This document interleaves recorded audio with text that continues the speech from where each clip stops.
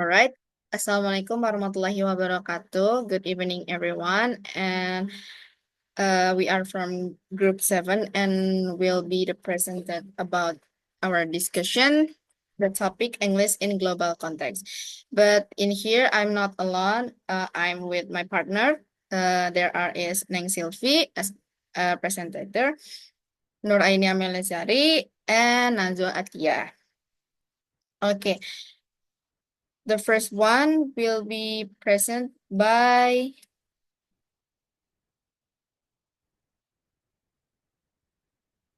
Nazwa Atia. The time is yours. Okay, thank you, moderator. Hello, everyone. So today I'm gonna explain about the definition of global English, the development of English as a global language, and how English in East Asia and Asian countries. Firstly, I will tell to all of you about the definition of global English.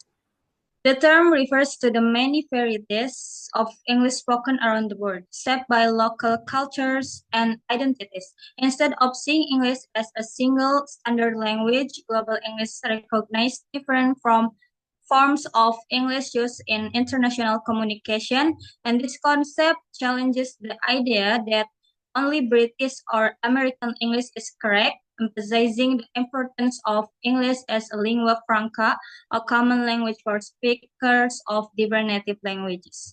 According to next slide, according to Culture Three Circles model, English is categorized into three circles. The first is inner circle, countries where English is the first language, for example, UK, USA, and Australia. And the second is outer circle, countries where English is used as an official second language, for example, India, Singapore, and Nigeria. And the last is expanding circle, countries where English is primarily learned as a foreign language, for example, China, Japan, and Thailand. This model helps us to understand how English function in different societies and why global English is an important framework for studying the language today. So the next, I will tell you about the development of English as a global language. Next slide.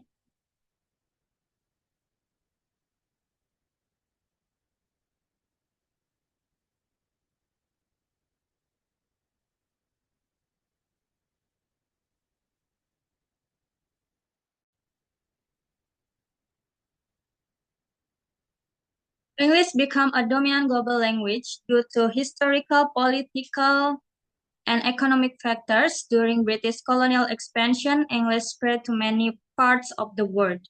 And today, English is widely used in education, business and trade, technology and the internet, media and entertainment. However, English is not just spreading, it is involving local varieties like Singlish or Singaporean English and Chinglish or Chinese English, so how English adapt to different cultures. And now let's move on to the next explanation about English in Asia and ASEAN. Next slide.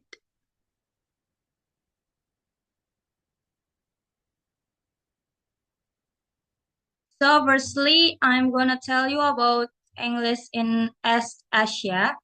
The first is China.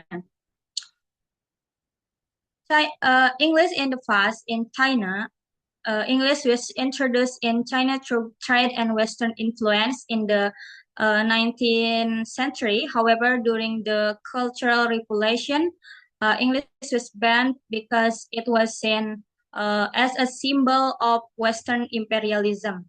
And in the late 20th century, as China opened in its economy, English became important again for business and diplomacy. And currently, English in China is now a compulsory subject from primary school onwards. It is also a major part of the Gaokao, China's university entrance exam. And many Chinese parents send their children to private English academies or even to study abroad. And the government promotes bilingual education, and major cities like Beijing and Shanghai have international schools with English instruction. And however, there is still a strong focus on grammar and exam rather than real life communication skills. And the second is Japan. In the past, English in Japan was first introduced in the Meiji Restoration when Japan modernized and wanted to learn from Western countries. And after World War II, English became even more important due to Japan's close relationship with the United States. And currently, in Japan, English is required subject in schools, but many students struggle with speaking and communication because teaching focus on reading, writing, and grammar. And many Japanese students attend Eikaiwa or English conversation schools or study abroad to improve their skills. The government has introduced more foreign teachers through the JET program or Japan Exchange and Teaching Program. And in business, English is becoming more necessary, especially in international companies like Rakuten and Honda, which use English in their offices. And the next is Taiwan. In Taiwan, in the past, English became important in Taiwan after World War II when the government promoted it for international trade and diplomacy. And currently, in Taiwan, English is required subject from grade 3 in primary schools. In 2019, Taiwan announced plans to become a bilingual country, Mandarin and English, by 2030. Many businesses require employees to have TOEIC or IELTS scores, and there is still a strong focus on exam, but bilingual education programs are growing. And the next is South Korea. In the past, in South Korea, English education in South Korea grew during the 20th century, especially after the Korean War, when the country had strong ties with the United States. And currently, English is taught from elementary school in South Korea, and South Korea has one of the most competitive English education system in the world. And many students attend Hagwons or private English academies to improve their English. And the CSAT or College Scholastic Ability Test includes an English section that is very important for university entrance. South Korea has tried to hire more foreign teacher, but there are concerns about high cost and inequality because students from wealthy families have more access to private English education. Next slide. Okay, the next, I will tell you about English in Asian countries. The first is Thailand. In the past, in Thailand, English education started in the 1800th century during the reign of King Rama III. During King Rama 4 and 5 century reigns, English became important for modernization and diplomacy. In the 20th century, English was introduced in school and become a prestigious language. And currently in Thailand, English is compulsory in schools starting from grade 1. However, Thailand has low English proficiency compared to other Asian countries. And in 2010, the government launched plans to improve English education, especially in math and science. And one problem in Thailand is the lack of qualified English teacher, and efforts to hire native speakers have not been very successful. And the next is Indonesia. In the past, in Indonesia, English was introduced during the Dutch colonial period, but Dutch was the main foreign language. After independence in 1945, Bahasa Indonesia became the national language and English was introduced as a second language in schools. And currently in Indonesia, English is widely taught in secondary school, but it was removed from the primary school's curriculum in 2013 to focus more on national identity and Bahasa Indonesia. Private English courses are very popular in Indonesia, and many students take IELTS or TOEFL to study abroad. And English is used in business, tourism, and international organization in Indonesia, but general proficiency levels are not very high. And the next is Myanmar. In the past, in Myanmar, under British colonial rule, English was widely spoken and used in schools. And after independence, the government reduced the use of English to promote Burmese nationalism. In in 1988, the military government reintroduced English education to modernize the country. And currently in Myanmar, English is taught from kindergarten, but resources are limited and education is mostly for the elite class. Many organizations and businesses use English, but the general population has low proficiency. And the next is Laos. In the past, in Laos, English was a uh, in Laos was a French colony, so French was the main foreign language before independence in 1954. English became important in the 1990 century when Laos joined ASEAN. And currently, English is the first foreign language in schools and is taught from grade 3. And however, due to a shortage of teacher and resources, English proficiency is mostly limited to the elite and government official. And the next is Cambodia, Laos, sorry. In the past is in Laos, was a French colony, so French was the main foreign language before independence in 24, 25, 1554. English become important in the 1990, and the present English is the first foreign language in school, and English proficiency is mostly limited to the elite and government official. And the next is Cambodia.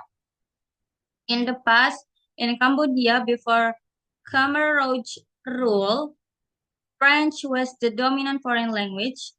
The Khmer Rouge banned all foreign languages and many teachers were killed. In 1989, English and French were reintroduced, and currently in Cambodia, English is now more popular than French and is required from grade 5. And most students prefer English, and it's the language of business, tourism, and international organization. And the next is Vietnam. In the past, in Vietnam, English arrived in 1515 with Portuguese trades and later with French colonization. After the Vietnam War, English was seen as the language of the enemy and was not widely taught. And in the 1980th century, Vietnam economic reforms, Doi Moi policy, increased the demand for English. And currently in Vietnam, English is compulsory from grade 3 and over 19% of students learn it. The Vietnamese government launched Project 2020 to improve English teaching quality, and English proficiency is improving, but teacher must pass international English tests like IELTS and TOEFL. So in the conclusion, In ASEAN, English serves a bridge for communication between nations, but challenges such as teacher shortage and unequal access to education remain. And English is not just the language of native speaker, but a global language that has many varieties and function. And global English encourage us to respect different form of English and recognize their validity as English is constantly changing. It is important to promote an inclusive and multilingual approach to language learning. Maybe that's all for me. Thank you for your attention, and I will give it back to the moderator. All right, thank you so much for Nazwatia for your explanation. And the next slide will be presented by me about the role of English in global context. The first one is the role of English in global context. English has currently taken in place at the primary global common language and significantly impacting various aspects of modern existence. Its extensive use can be attributed to historical events, especially the reach of the British Empire and the later emergences of the United States as a world leading power. And also, as the result, English has emerged as the main language for global trade, science, technology, and diplomatic relations. Within business, international companies frequently manage their activities in English, and which is in bridging communication gaps across various regions. And also, the online and media sector have reinforced the dominance of English as a large amount of digital content and entertainment is generated in this language. And as a result, having strong English skills has turned into an essential asset for those aiming to engage in the interconnected world community. Okay, the next is the spread of English as an international communication tool. The expansion of English as a global means of communication is a multifaceted occurrences of influences by historical, financial, and cultural elements. It's mean starting with the growth of the British Empire. The English language was spread over extensive areas, embedding itself in administration, commerce, and learning. And this is groundwork was further reinforced in the 20th century by the ascendance of the United States as a worldwide superpower. Currently, English functions as a bridge language and allowing individuals from various native languages to communicate effectively, especially in contexts like global diplomacy, scientific investigation, and online exchange. And also the widespread presence of English in today's digital world, especially across the internet and social platforms. And the next is social implication. Wait. Its social implication, social impact assessment tools play an essential role in grasping and addressing the effect of worldwide transformation on society. These tools employ a range of techniques to collect information and ensure a variety of viewpoints are acknowledged, fostering fair and sustainable growth in an interconnected global landscape.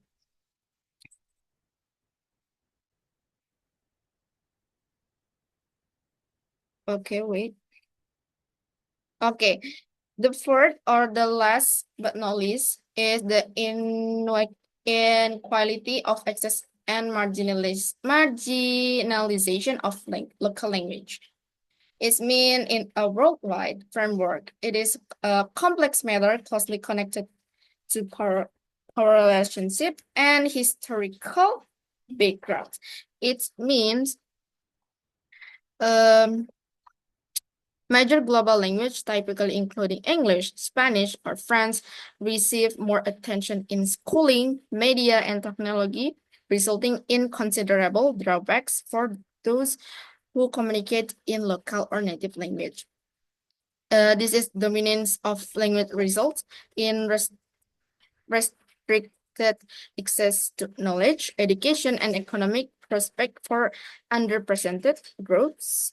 In addition, the decline of indigenous language frequently leads to the disappearance of cultural traditions, heritage, and distinct perspective. Like such marginalization can intensify pre-existing social disparities, and individuals who speak local language often encounter bias and inclusion across different areas of life. Additionally, in the end, safeguarding and advocating for linguistic variety is essential for nurturing inclusive and fair societies where every language and culture is acknowledged and honored. I think maybe that's it for my explanation, and the next material will be present by Nang Sylvie. The time is yours.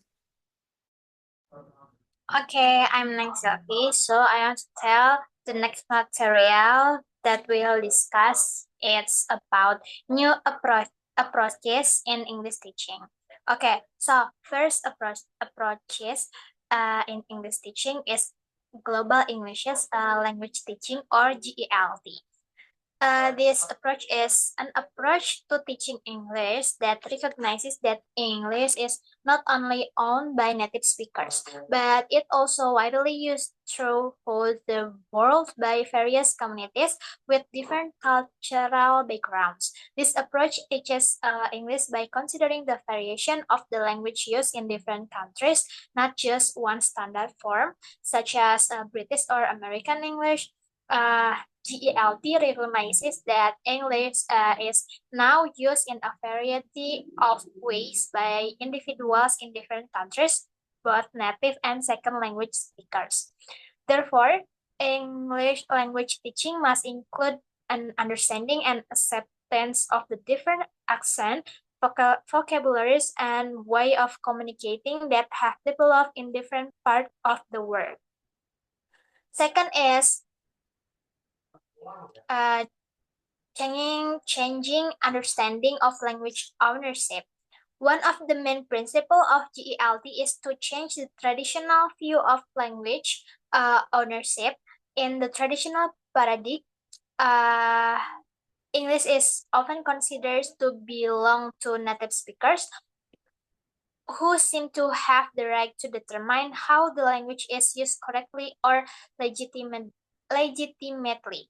However, this approach changed this view by recognizing that English is a language used by people from many different countries and backgrounds. This means that it's not only native speakers who have the right to determine how the language is used. Every speaker, whether native or non-native, has an equal right to use English, whether in a personal, social, or professional context. Third is integration of diversity in teaching. Please, next slide.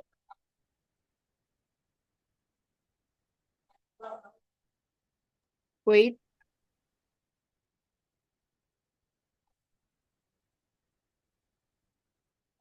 Third is integration of diversity in teaching. Diversity in inevitable in increasing globally world. In modern English language teaching, it is important to integrate this diversity, whether in terms of culture, accent, or dialect. This means that in addition to teaching standard grammar and vocabulary, English language teaching must also introduce students to variation in language use, whether in terms of pronunciation or accent, sentence structure, or cultural expression contained in the language. Okay, and integrating this diversity allows students to be more open to differences and better prepared for international communication situation involving multiple cultures. And the next is focus on international communication. In today's interconnected world, English often serves as a language of interaction in cross-cultural and cross-country communication. The focus of English language teaching is shifting from simply learning correct grammar or perfect pronunciation to the ability to communicate effectively in an international context. This means that English language teaching should place greater emphasis on communication skill, such as how to convey ideas clearly and effectively, how to adapt to different culture and social norm in communication, and how to deal with situation involving people from different countries with different cultural background. Okay, and the last is effective communication skill. In a global context, the main goal of learning English is not just the master the language in terms of grammar of vocabulary, but to be able to interact with others effectively and build meaningful relationships. This means that English language teaching must prepare students to be able to speak and write in a way that is understandable, clear, and contextual. Students need to be trained to overcome communication barriers that often arise in intercultural conversation, such as differences in speech, different values, and even expression that may not be understood by others. Effective English teaching must involve simulation of real-life situations, speaking and writing exercise in international contexts, and learning about intercultural communication etiquette. So, all this approach not only introduces students to the technical aspect of language, but also teach them to adapt to different way of communicating in diverse global context. So that's the new approaches in English teaching. There are 5 approaches. First is global English language teaching, training understanding of language ownership, integration diversity in teaching, focus on international communication, and effective communication skill. So maybe enough from me. I give it back to the moderator. All right, thank you so much for Nang Sylvie. And the next material will be presented by Nur Aini. The time is yours. Okay, thank you, moderator. Okay, now I will explain about social challenges and opportunities. Please, next slide.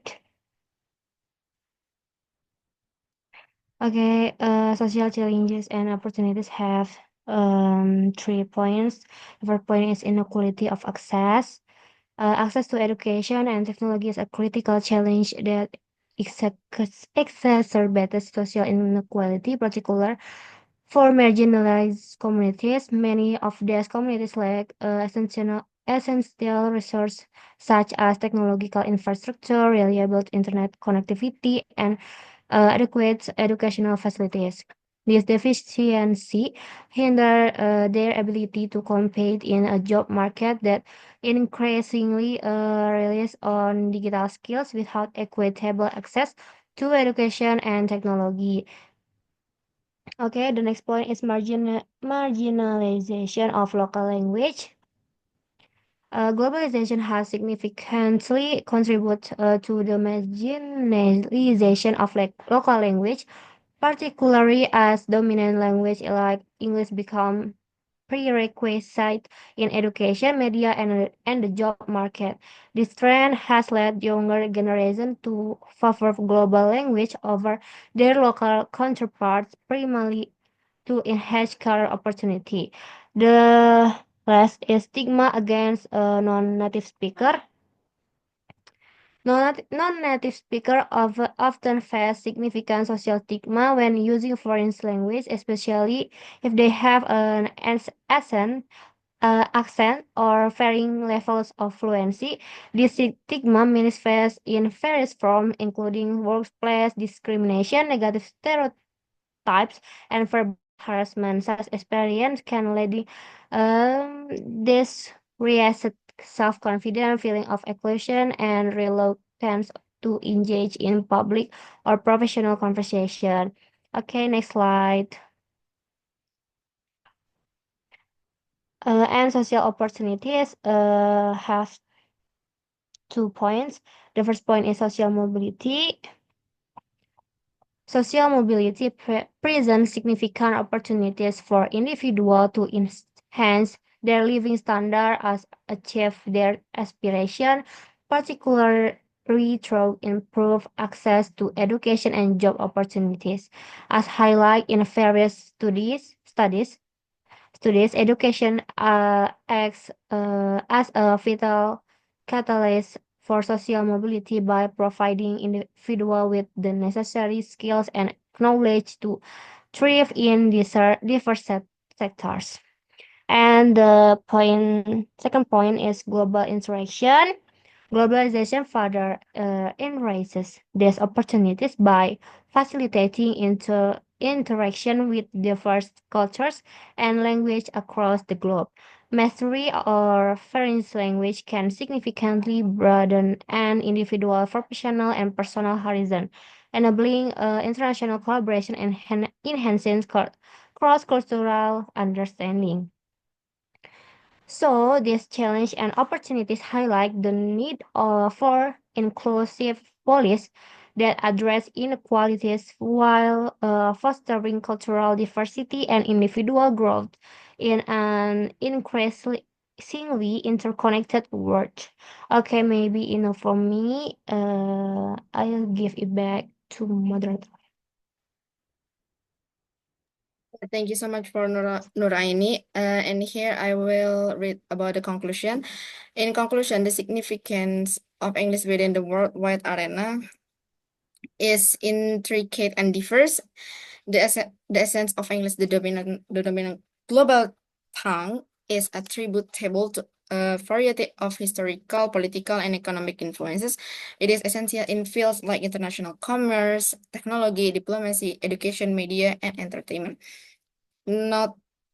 Nonetheless, the expansion of English brings about issues including unequal access to learning and technology, the side-leaning of indigenous language, and bias toward those who are not native speakers to tackle this issue and each other.